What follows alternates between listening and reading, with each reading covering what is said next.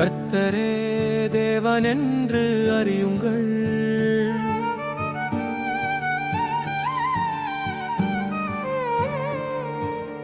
அவரே நம்மை எல்லாம் உண்டாக்கினார்.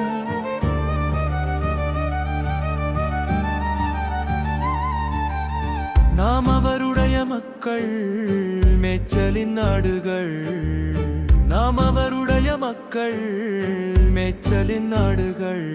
புகழ் இசைக்கு இன்னிசையுடனே அவரை போற்றிடுவோம், அவர் பெயரை வாழ்த்திடுவோம்.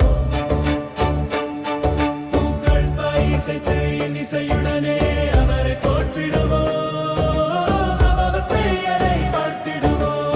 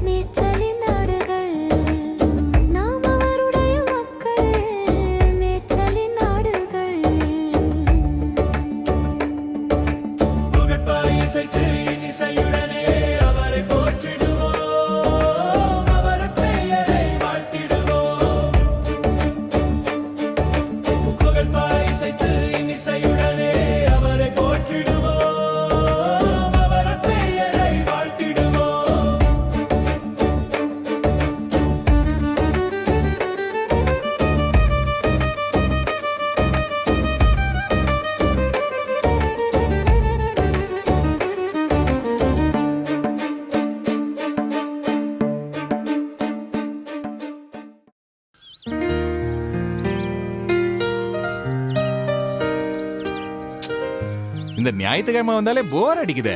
ஆமாண்ணே. எவ்வளவு நேரம் தான் செல்ல பாக்க? என்ன செய்யலாம்? நீங்க சொல்லுங்கண்ணே, செஞ்சிருவோம். அப்படின்னா அந்த கிணத்துல போய் விழு. போடா.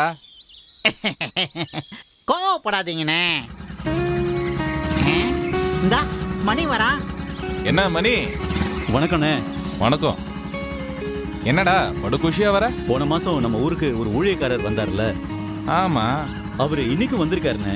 அதான் பார்த்து பேசிட்டு வரேன். எங்கடா அவரு?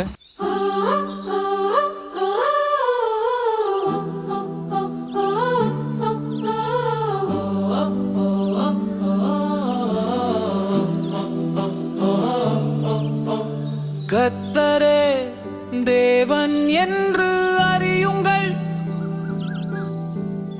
அவரே நம்மை எல்லாம் உண்டாக்கினார்.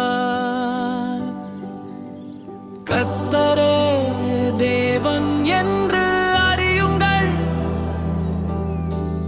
அவரே நம்மை எல்லாம் உண்டாக்கினார்.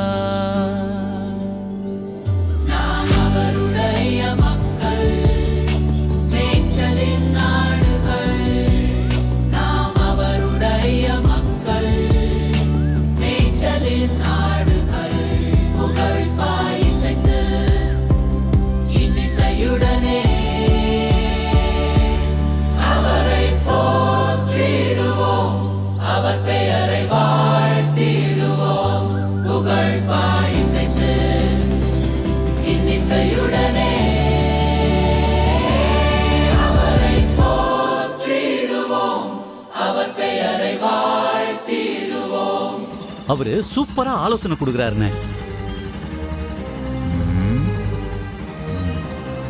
அவர் சொல்ற ஆலோசனைகள் வாழ்க்கைக்கு ரொம்ப யூஸ்ஃபுல்லா இருக்கு. சரிண்ணே, நான் வரேன்.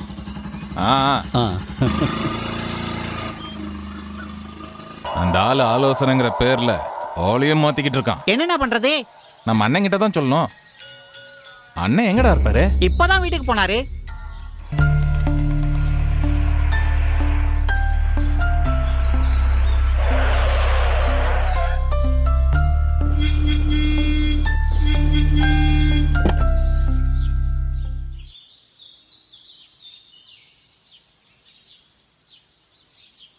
அங்க போய் உட்காருமா.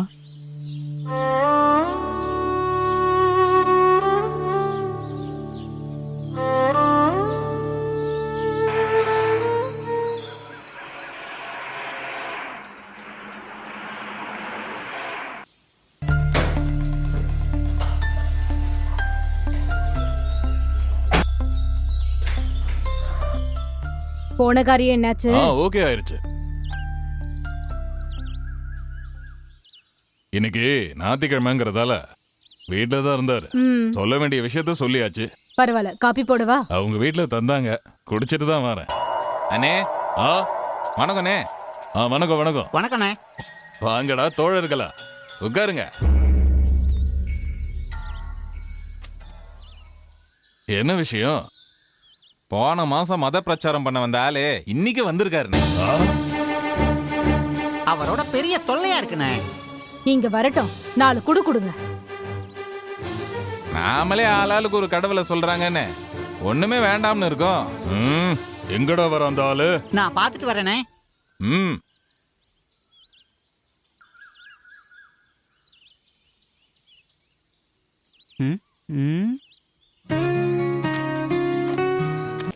அண்ணே வந்துட்டாரு. உள்ள கூட்டிட்டு வா.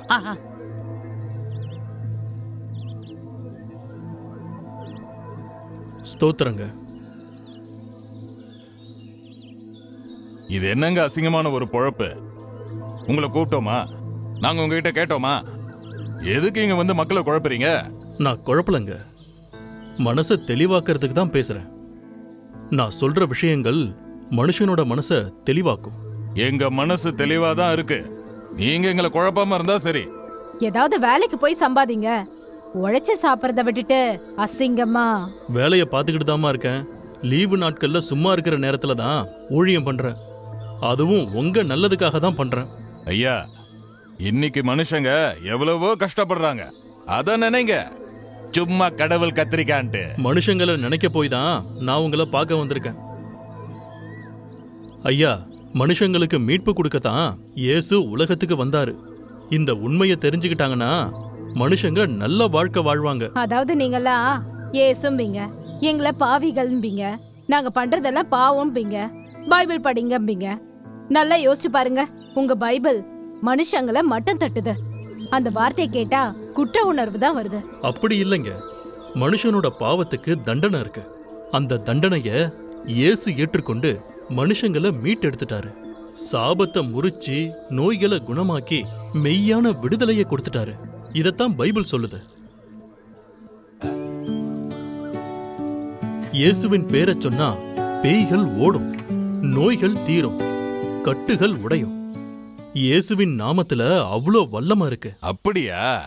அப்போ உங்க பைபிள்ல ஒரு கண்ணத்துல அரைஞ்சா அடுத்த கண்ணத்தையும் காட்டணும்னு இயேசு சொல்லியிருக்காருல்ல, காட்டுவியா?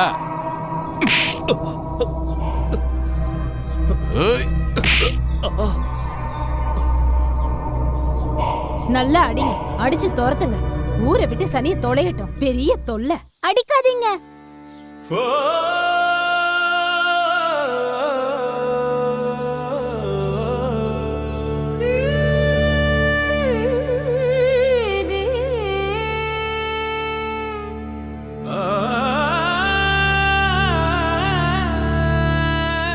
என்னம்மா சொன்ன? இவரு தேவனுடைய மனுஷன், தேவனால அனுப்பப்பட்டவரு. செல்வி, நீ பேசிட்டம்மா. அம்மா, அப்பா. செல்வி, பிறவியில இருந்து ஊமையா செவிடா இருந்த என் மக பேசிட்டா. அப்ப கர்த்தர் தான் தேவன். கர்த்தரே தேவன் என்று அறியுங்கள், அவரே நம்மை எல்லாம் உண்டாக்கினார்.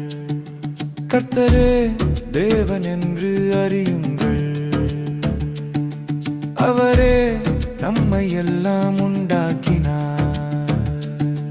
நாம் அவருடைய மக்கள், மேய்ச்சலின் ஆடுகள்.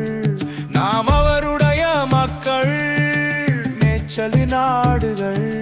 புகழ்பாய் இசைத்து இன்னிசையுடனே அவரை போற்றிடுவோம்.